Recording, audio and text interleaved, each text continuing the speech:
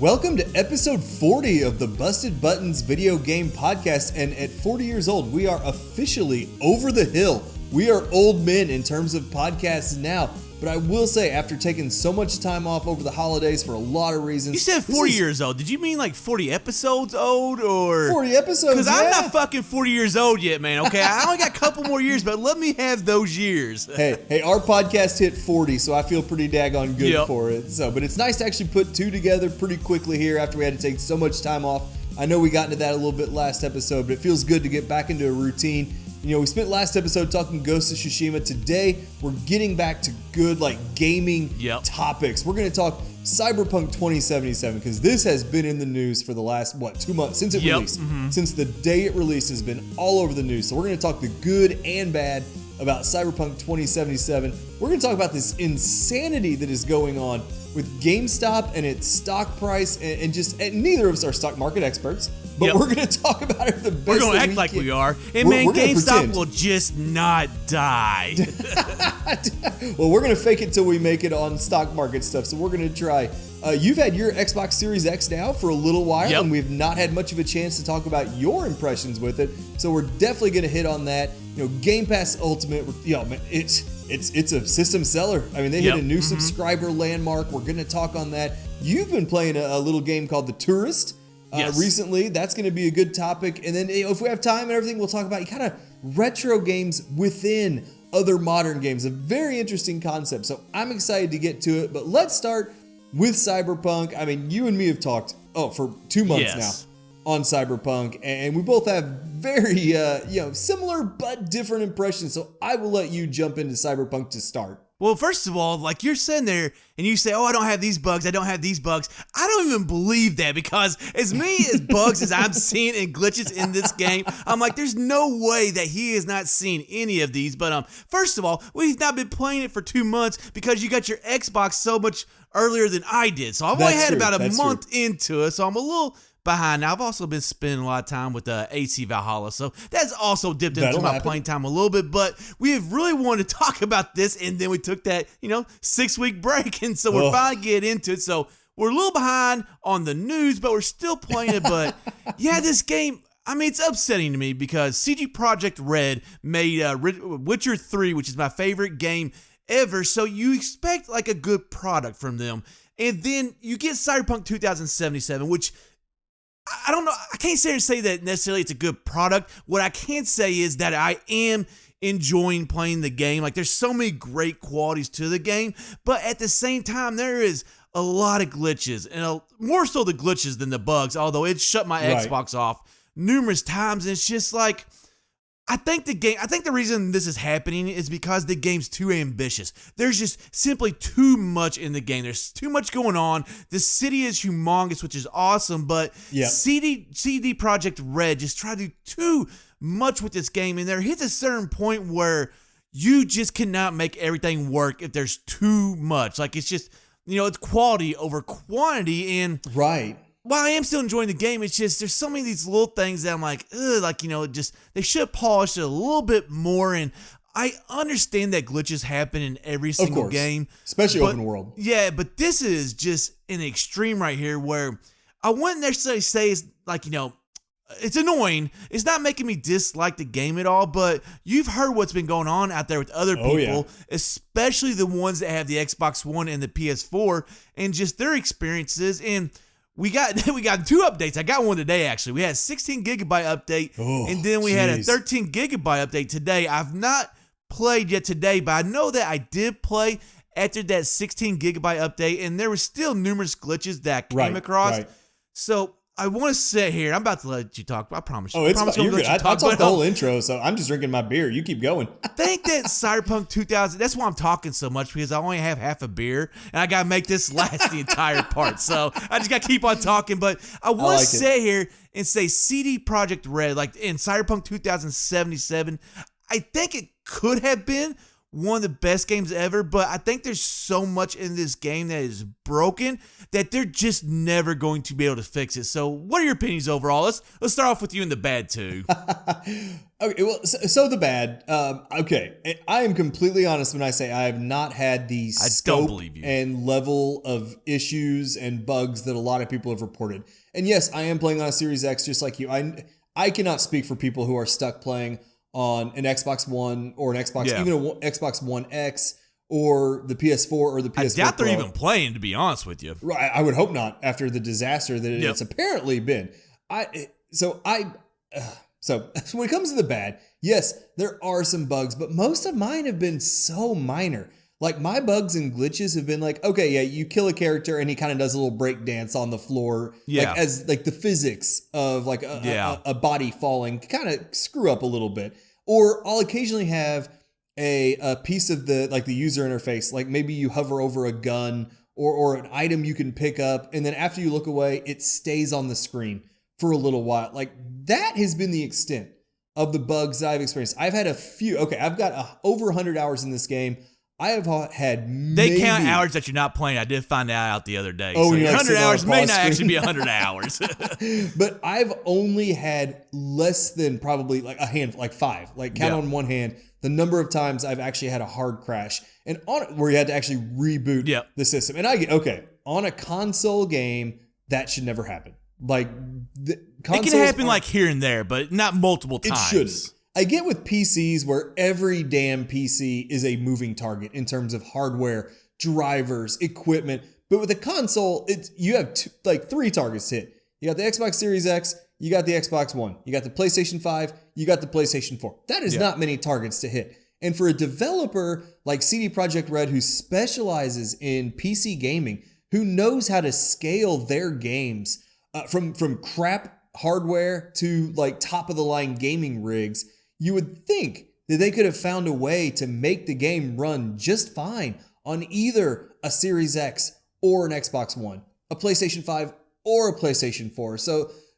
that's where I think the game being too ambitious, like that's where it got hurt, is on those systems that just couldn't handle what CD Projekt Red wanted Cyberpunk 2077 to be.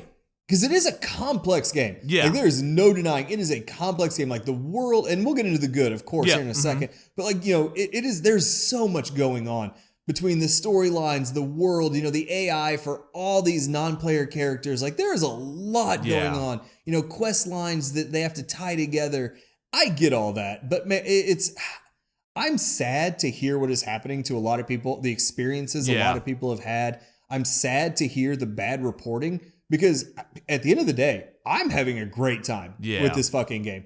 And like my bugs or my glitches have been so minor compared to what I'm reading about. And even just hearing you talking about them, like I know we've talked many times in the last. I want to jump in right here. What you're talking about is actually kind of what I'm experiencing. It's only crashed my system maybe 3 times. Really what I'm seeing is mostly glitches. And that's kind of what you're describing. So I think we're just kind of describing it in a different way, but I think we're experiencing the same thing, but go ahead. And I'll be the first to admit that I'm probably a little more forgiving of CD Projekt Red than most people would be because I played the Witcher game since the original Witcher. Like I've been playing them since the beginning, and that was one of the first games they put out as a company, and I've seen the way they improve their games over time. Like there was a Witcher and then there was a Witcher Enhanced Edition that fixed a lot of stuff. This is not the first time they put out a game that was kind of buggy as hell at release. If you go back to their original Witcher, oh man, they had to do an Enhanced Edition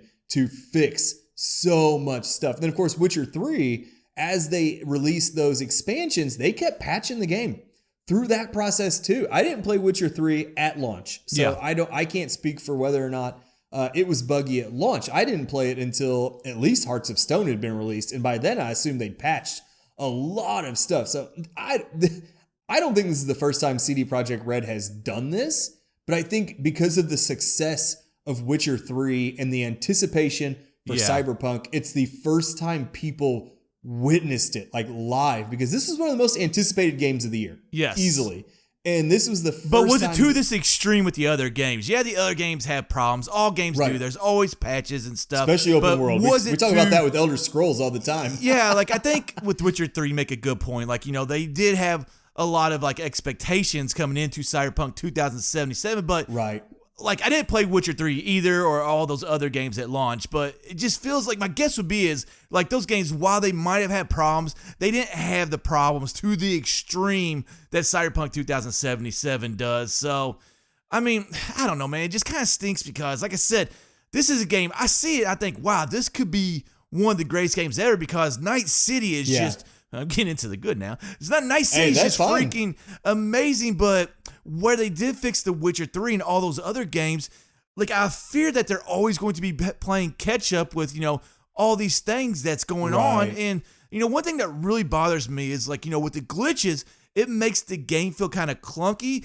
And where I really see that at is with the NPCs. Like, I thought we got into a point where, NPCs have always moved slightly awkward because we're not going to put as much resources into them because they're not characters that we play as, and we always see them for a little bit in the game. But Cyberpunk 2077, man, their characters, like, just the way they move and stuff, it just doesn't feel right. And to me, while it doesn't, like, it does damage the experience. Why doesn't destroy the experience? It does damage the experience. It's an immersion there, thing. and I was going to get there, but it's just like like I said, I'm getting upset because I just said that I've already said this, but it makes me upset because I'm sitting there. I'm like, man, I can see the potential of this game, and like it could easily be the greatest game ever, but it's just not going to be because of all the stuff that's really going on. But anyways.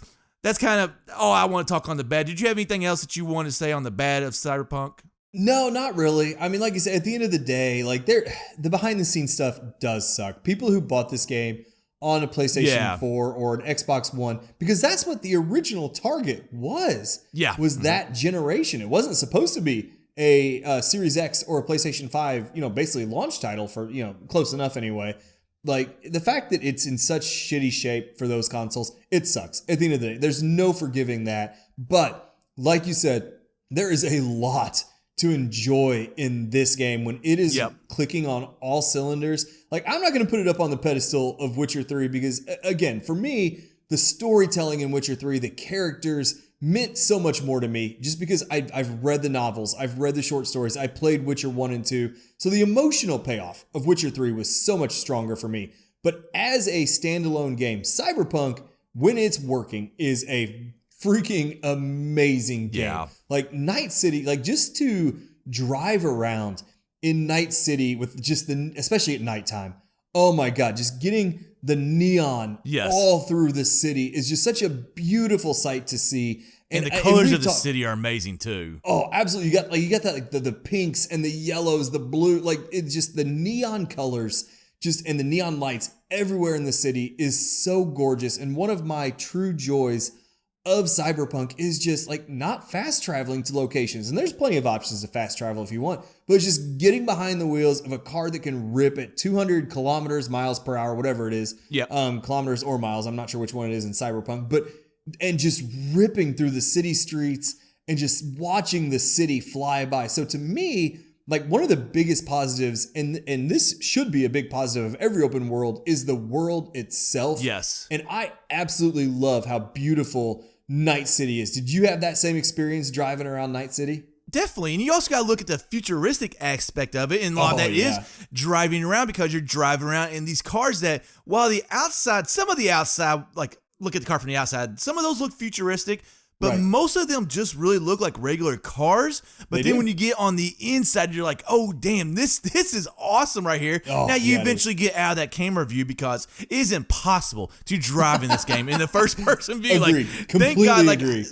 one issue that I do have with the game, well, above all the other ones I've mentioned, is that it is first person, and I don't like that in an open world game. I like to be able to see my character. I understand for shooting games, but open world, I like to be able to see my character. And when you're running around, first of all, the camera, where they have the camera, I feel shorter than everybody else in the game. So that's bothering me a lot right there because I just feel like I'm talking up to everybody. So, but thank God, in the car, they gave you a third-person view. Thank goodness. Like, the cars are just, I mean, they're so cool looking. Like I said, not so much on the outside, but the inside is just completely awesome. And then you get some of them that have, I guess, like a privacy or something over the windows. And when you start the car, like, it goes away.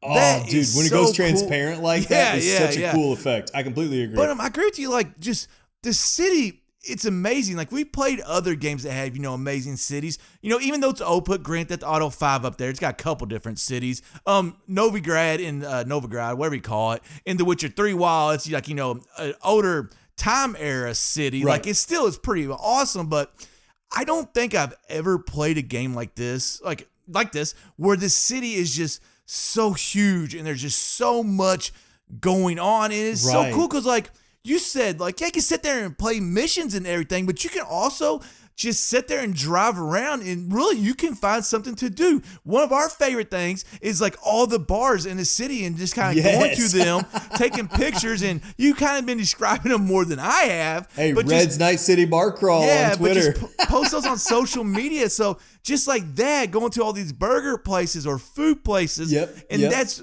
another thing that makes this game great. And you're seeing more open world games do this, is where you can actually go inside to places. Like back in the day, like for example, now it's an old game, but Grand Theft Auto 3, like there was all these places that you could not go into. Oh, and we're getting doors everywhere. And we're getting to a point where you're able to go into more and more places, but I've not seen to the extreme that Cyberpunk 2077 does it. And it just goes, I mean, I understand why they're having, like I said, the game's too ambitious. And when you go around the city and you see how much there is to do, you understand why all those glitches are there, even though, for sure, I would say it's not excusable, but whatever. But it needed more polish. We can all agree on that. The one thing I guess I don't like is I wish there was more outskirts. Like in Grand Theft Auto, you have a big city, but then you also have a big countryside, and we get a little bit of that in Cyberpunk 2077. But I wish that it was more. But I'll throw it to you right here, like just the whole Sunset Motel and the Windmill Desert area or whatever. Those are such cool places to go to on the outskirts. Well, the good news for you is you soon be able to play an upgraded version of GTA 5 on like its 14th console generation. I won't be doing that. So if you like the outskirts, you're gonna get the chance to check them out in Grand Theft Auto 5 again. And I shouldn't say anything because I'm a huge Skyrim fan and I feel like they've done the same thing. But anyway, no, I do love, like I said, when you get out of the city even and you get out with like the nomads out in the middle of nowhere and just like you said, just get in that desert and the vehicles just handle a little differently on those dirt roads. You have like the windmills you mentioned, and then the big areas of like the solar panels, just because you're in the desert, you might as well use some solar energy. So like, I do love when you get in those outskirts areas, and it's just, it is a beautiful game all in all. And one thing though that I do love that doesn't really have to do with the looks of the city, like the way they structure their missions, to me really is impressive. Like of course you have your main quests, the story that your character is going through. Those are the big, really involved missions. Then you have what they call, the side quests, which is like, I feel like those are where you really get to know like the other characters. You have Pan Am, you have Rogue, characters like that. I was so excited when I got to bang her, man. Because I was like, if I don't get to bang her in this game, that would be the biggest glitch in the game. Hey, I play as a female, so I got Judy, the hacker. So if I'm, okay, this is going to sound terrible. If I'm playing a game where, and I know this is first person instead of third person, I'm going to play as a female. If I have to stare at a character for 100 hours, I'm sorry. I'm making a female character. Judge me all you want. That's how I am. So you don't have to stare at her though because it's first person. We don't get to because it's first person. I know. I could have made a dude and it would have been just fine. But ever since, and I'm going way off on a tangent here.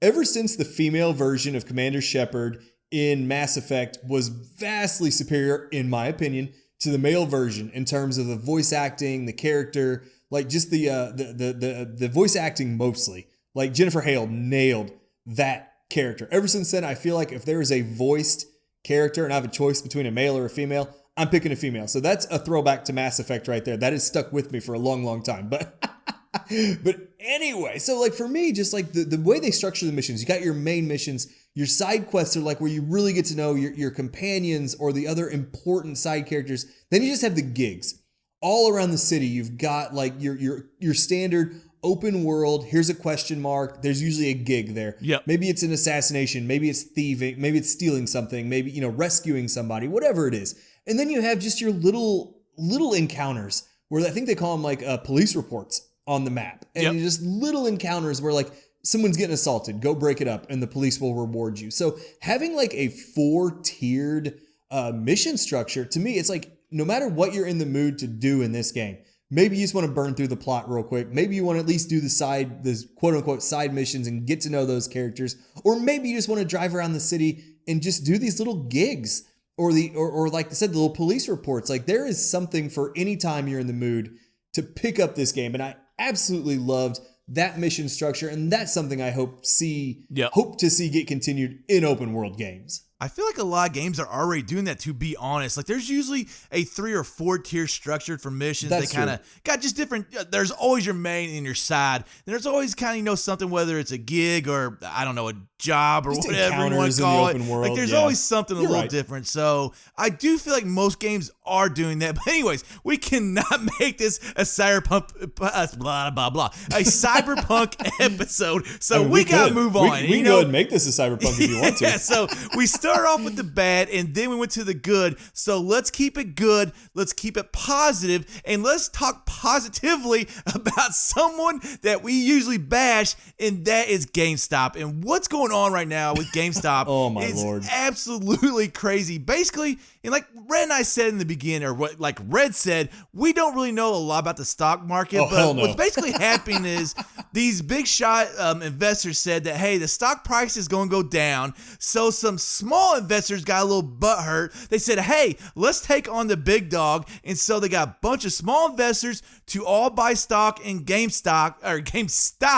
And this shit. Oh, that's going to be confusing. Yeah, this shit actually worked. And the stock price of GameStop has just skyrocketed lately. And first of all, I don't think this is sustainable at all, because hell no. You can't do anything out of spite, because yes, the motivation is there, but the passion is not there. And eventually that motivation does go away. So I think this is something temporary that's going to happen, but it is affecting these big investors, because what I was reading into is they might have to sell off, a little bit of their winners to help cover the cost of these losses that they've had. So it's just crazy that these small investors said, hey, we're going to buy into GameStop. Apparently, they've not listened to this podcast for the past year, because we've been telling you everything that is wrong with GameStop. And I'll tell you the newest thing that's fucking wrong with GameStop is that you sit there and you go there and you try to buy a goddamn PS5 and they got to sell you a fucking bundle. And I'm not talking about a bundle that's maybe just an extra controller or an extra headset. No, you got to buy the PS5. You got to buy 2 fucking games. You got to buy 2 fucking controllers. You got to buy the headset. You got to buy a year of the PlayStation Plus, and then the next thing you know, it's like $700. Now, hey, Hick, what happened to the positive? For a PS5. What happened to the positive? We were gonna be positive that here. Shit, GameStop, dude. There's 2 things that no matter how hard I try, I cannot talk positively about GameStop or freaking Google Stadia, man. Those are the 2 things that get to me. But I'm gonna go ahead and throw it to you. What's your whole opinion on this thing? First of all, I think it's hilarious, and we are not experts, but it cracks me up that, GameStop is a stock that has been circling the toilet for years as streaming and downloading digital distribution has become more and more prominent. Shit, we have a discless PlayStation 5 out there now. GameStop is fucked long term. That has not changed. Yeah. Mm-hmm. That has not changed. But the fact, all these investors are like, that stock's only going to go down. So they short it, and a bunch of freaking millennials on Reddit said, hey, you know what? Let's make money off this. Let's buy this shit up. Yeah. Where were you at when Toys R Us was going through this, you fucking millennials? Right. I want Toys R Us back. So you literally have this freaking thread on Reddit called just Wall Street Bets, WSB, and they just all decide to jump on. First it was a GameStop, then it was AMC, the movie theaters, which have been taking a beating, especially since HBO Max came out and said, we're going to release our Warner Brothers movies. The pandemic also hit them pretty hard. Of course, well, yeah, pandemic definitely fucked the movie theaters. But so Wall Street Bets on Reddit was like, okay, all these people are shorting these stocks. Fuck it, let's buy them up and drive up that stock price. And again, I'm not an expert. All my money's, I let my employer handle all that shit. I'll be happy if I reach retirement before I die or the world goes into the toilet, one or the other. Mm-hmm. But so it cracks me up, though, that a bunch of people on a message board managed to turn, at least for these couple of stocks, GameStop and AMC, and turn it into this massive windfall for them. People were literally getting 400%, 500%, 600% return in just days. And you're absolutely right. It is not sustainable. Like, GameStop is still fucked. At the end of the day, they will go by the wayside. But even like GameStop has come out and said, hey, we made enough money in the last, couple of days, last week, whatever, to stay in business longer. It just, like I said, they will not die. And you're sitting here saying that, hey, GameStop is going to go under someday. Who knows? Because we thought that like a year ago, and they keep on just like, crawling along the ground, surviving somehow. So, who knows? 10 years from now, GameStop will still be there and be like, now that's a business model that everyone needs to follow because they figured it out right there. They're going to be the cockroach of stocks. Yeah, but it's just crazy because their market value has increased from like 2 to 24 billion in just a matter of days. Insane. Like, that's absolutely unheard of. And you got Elon Musk or Elon or whatever his name is, the Tesla guy. He's like sitting there egging them on Twitter. I think it's like awesome. He's in the 1%. So I don't know why he's egging them on, but I guess because he ain't worried about losing that little bit. Yeah, but it's really just crazy. It's a cool story. It is. I guess we didn't talk about GameStop as like highly as I wanted to, but you know, I guess at the end of the day, it's a fun story this week. Yeah, it was a fun story. I do dislike GameStop because of some of the things they have done. But at the same time, I do remember going to malls and GameStop being there, so it's a little bit of nostalgia too. So while I do bash on them, I can't sit here and say that necessarily, even though I've said it about 100 times. I really don't want to see them go under because of the nostalgia. There and is nostalgia just going there. around, seeing them in malls. Like, even though I don't go to physical game stores, I still like seeing them while I drive around. So anyways, it's a good thing I didn't buy the damn Xbox at GameStop because they've had hardly anything unless, like I just went on a rant about a little while ago, all they have is fucking bundles. But thank goodness for Walmart, who I have bashed also because I did get an Xbox through them. So hell yeah. Why I'm doing the transition when I'm actually going to talk about my first impressions is beyond me. But that's I'm just going to let you keep on. I will say I'm going to go ahead and give you my impressions so far on the Xbox Series X. Before you do, I will say Walmart is how I got mine too. So I am not normally a Walmart fan. I hate going in there. I hate the people that are in there. I will say they came through for both of us on these Xbox Series X's. Now go. Like, I want to sit there and I have bashed Walmart when this whole launch happened, but now that I've been going through all these other places trying to get a PS5, I'm sorry to say, but Walmart has had the best structure so far. But Xbox Series X, like some of you have heard us say, like we took that 6-week break, and I believe before we took that break, I had not gotten my Xbox Series X by that time, so it is something that is newer. Definitely want the PS5. That's because last episode you turned into a next gen snob. Yeah, on everybody. I'm a next gen. Like, I'm not even like I'm refusing to play the PS4 Pro. Like, the only reason I will turn it on now is to prepare. Mine hasn't booted up since I got my Xbox. Yeah, so I'm just prepare for a podcast. That's the only reason I will boot up an old video game system. And then like Hyrule Warriors: Age of Calamity. Like, that's on the Nintendo Switch. That's like okay, it's not that old, but the graphics and all the processing power would kind of hint at that, but. Anyways, this Xbox, first of all, I was surprised by how small it was. I was just expecting it to be bigger, and a lot of that is just seeing the PS5 and how big that thing is. So I was like, oh, wow, I think it's actually smaller than the Xbox One. And so I don't know, like the Xbox One was kind of a different shape, so, who really knows? But, I mean, pulling it out, like, it was just a really simple piece of hardware. And here's where I struggle.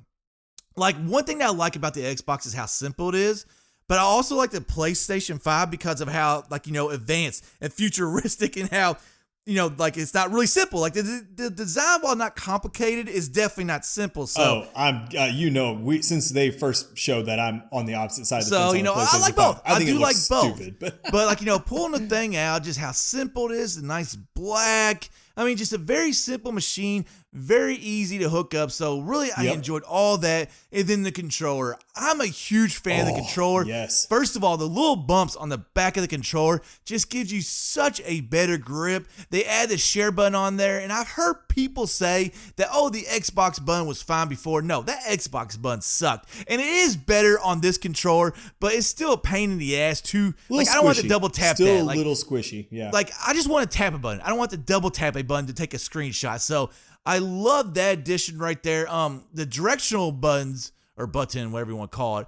That's the D-pad. Yeah, the D-pad would be the correct name. Actually, the directional pad would be the correct name, but I do like that better than the old controller. And then, like I already said, I do like the Xbox button better. So overall, fan of the simple design, fan of the just like basically simplistic black color. Like there's nothing really to it. The controller I'm a big fan of. And then obviously the games. The games are plain spectacular, as they're going to be comparable to the PlayStation 5. Of course. So, Especially above all third-party this, games, it's just a blast playing the games. The user interface, it's the same as the Xbox One, so I've kind of already seen it. It's very similar to Windows, so I'm okay with that. Really, the only Game Pass Alt. Actually, we're going to talk about that here in a little while. We'll get there. I'll just wait a little bit. But some of the issues that I do have with the system is these damn controllers unsyncing, man. Like, I've had such a huge issue with that. It happens to me all the time.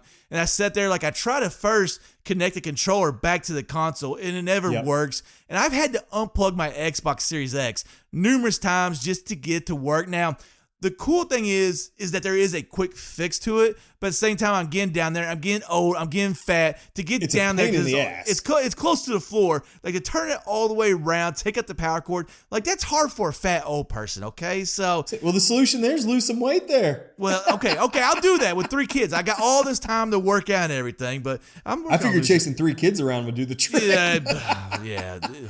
Not to digress. It's a workout, but it's not a weight losing workout. Like you need something that's more like hardcore for a shorter period of time, more than the sustainable model that is the kids that's going constantly. It's more like running a fucking marathon when you're dealing with the kids, which that would also get you in shape. But anyways, another issue, like even though I have said, and I kind of already said this, but even though I have said that I like the simplistic design, it doesn't look next gen to me.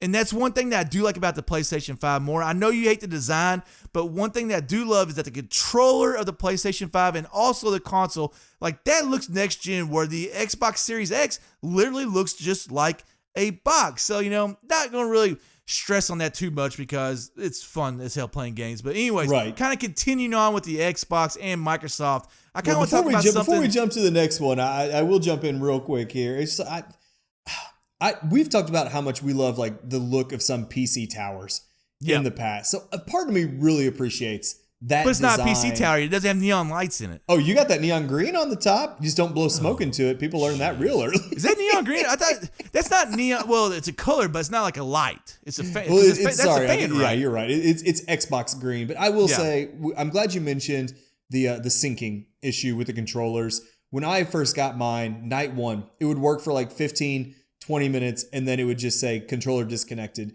and I would have to jump through hoops, just like you talked about. I ordered another one off Amazon that night just because I was like, I need a functional, and like thankfully, we both had the Xbox Ones before. The Xbox One controller works just fine with the Series X. I'm not using the Xbox One controller on the Xbox Series X. That's just no. It feels weird to go back to it now. My girlfriend inherited Kick me my nuts Xbox if I ever One. do that. That's not. It's like playing PC games and using the not using the keyboard. Yeah, no, I agree completely, but it is an issue, and Xbox is at least like they honored the warranty. I got mine replaced, and the new one works just fine, but it is a pain in the ass, and I don't think it's going to be like quite the money loss that like the Red Ring of Death was back on the Xbox 360. You're talking whole consoles then. Yeah. But it is an annoyance, and like I was Googling it that first night, trying to see if people were reporting it, and of course it was night one. Not that many people had one. Now that there's more of them in the wild, it is an issue. Like, I love my Series X. I'm glad I've got one. I've been having a blast with it. Night one, I was pissed about that controller. So I'm 100% with you. I'm also actually having a blurry issue. Like, every once in a while, like, I'll just start my games and they'll just be, like, blurry. Like, the colors will kind of be blurry and kind of mix and everything. Now, something that just restarting the Xbox, it fixes it. But I'm kind of like, I wonder what that is. Because at first I thought it was just Cyberpunk because of what we said in the beginning. Because everything else was Cyberpunk. Yeah, but then I turned on another game and it had just the whole screen was blurry. Now it could be my TV, it could be many different things. I'm gonna blame your contacts. Yeah, but like just restarting it fixes it, so it's not that big of a deal. But anyways, now continuing on with the Xbox and Microsoft. let's talk about something both you and I have, and that's Game Pass Ultimate. Loving it, but recently they announced numbers for Game Pass, and it just hit 18 million subscribers. And we've talked about Game Pass a lot, but I think this kind of like, shows that, hey, this is the future. This is the way of gaming. I'm so happy that it hit 18 million because I think it's a great service. What are your opinions on the whole news? I'm a massive fan of Game Pass Ultimate, and it's one of those that once I finally signed up for it, I'm like, why the hell did I not do this a year ago? Because you're cheap and it's $15 a month. You can't pay $20 to fucking Nintendo Switch Online, and that lasts for a year. For Switch. But it is. I think it's a great landmark, and I don't even know what to compare it to. Like, you can't compare it to something like Netflix or Amazon Prime or anything like that. I guess your next nearest comparison would be the PlayStation Live or whatever it is, which I've never even dabbled in. I would compare it to Netflix. It's just different, like, in movies versus video games. It's a similar concept, just different kind of media. I mean, we've talked about, though, the backlog of video games that we both have. I'm like, getting Game Pass does not help that situation at all, but I love it. And like, it just... You should only be able to download 3 Game Pass games, and then you can't download another one until you beat that one. If they keep making games 200 gigs a fucking pop, you're only going to be able to download 3 anyway. But that's... But no, I absolutely love it. And like, I remember, because we've talked before, like there is some value in physically owning a game, whether it's a disc, whatever, or a cartridge for the Switch. But man, the convenience of Game Pass and just being able to fire it up and just looking at like their most popular page. Like I've got like Nier Automata and Batman Arkham Asylum or Arkham Knight, one of the Batman games, like downloaded and I've got Gears 5 downloaded and ready to go. And it's just like, and all I'm paying for all these is that $15 a month or whatever. I converted my Xbox Live Gold to Game Pass, and everybody's doing that if you're doing it because it's included with it. So right, so I'm a massive fan of it, and I hope it continues to be like that wave of the future. Yes, there is still some value in owning games, and yes, I know Microsoft can pull any title off Game Pass that they want anytime, and you won't get to play it.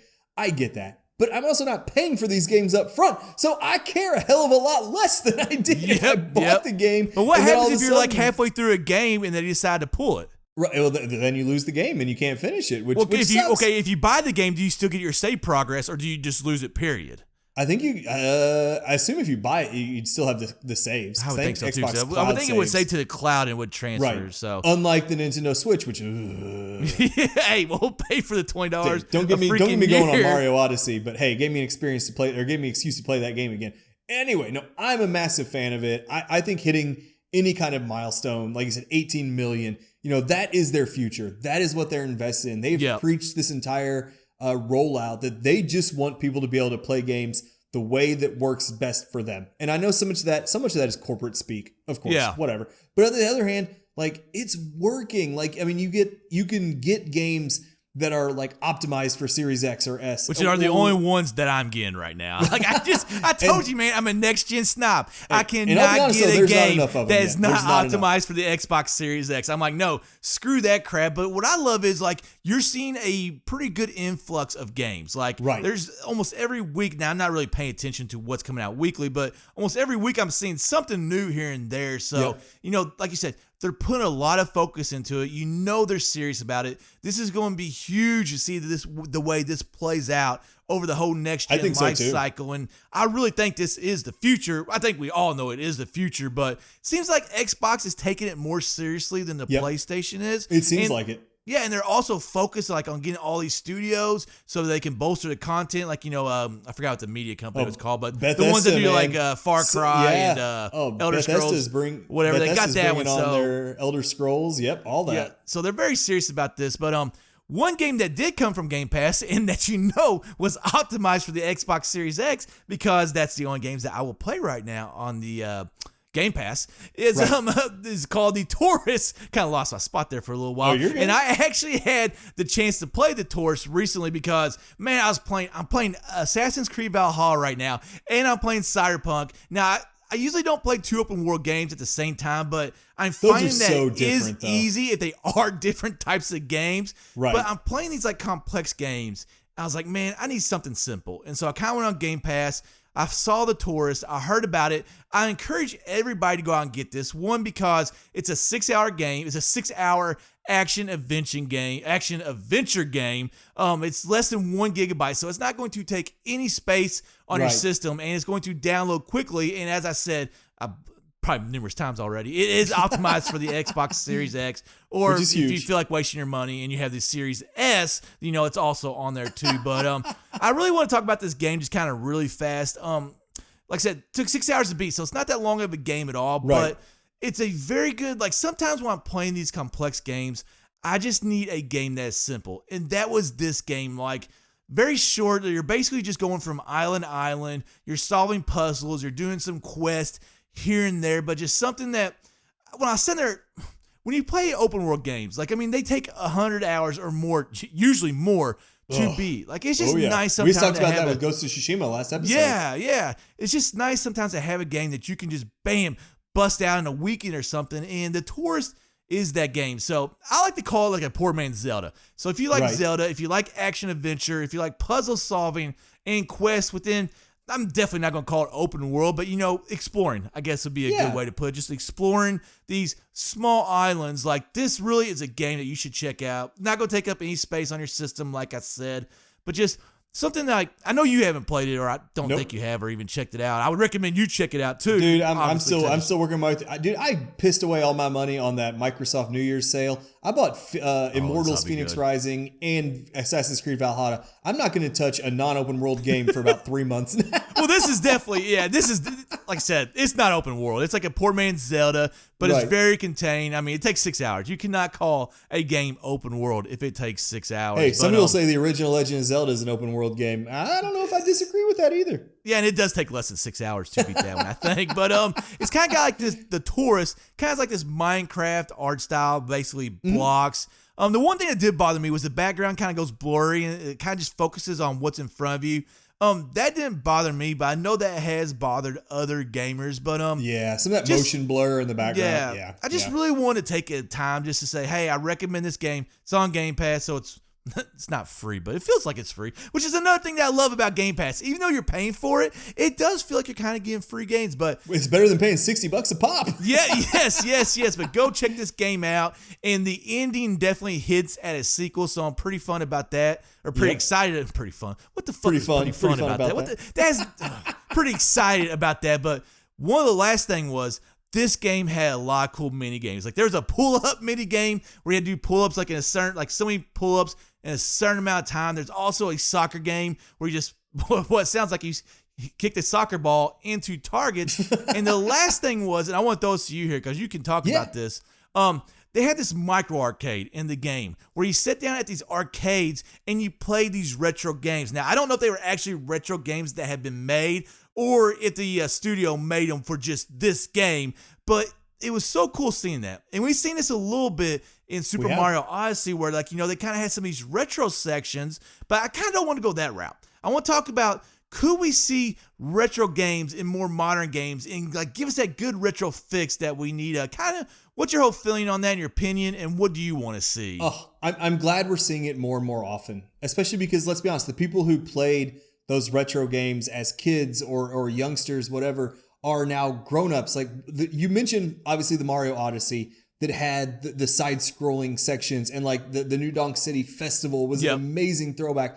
But then even you get into games like the 2016 Doom remake had a few sections where it went back to the old original Doom graphics, and just little sections. It was nothing huge. Halo Master Chief Collection does that too. Oh, exactly. And then even, what was it? Uncharted 4?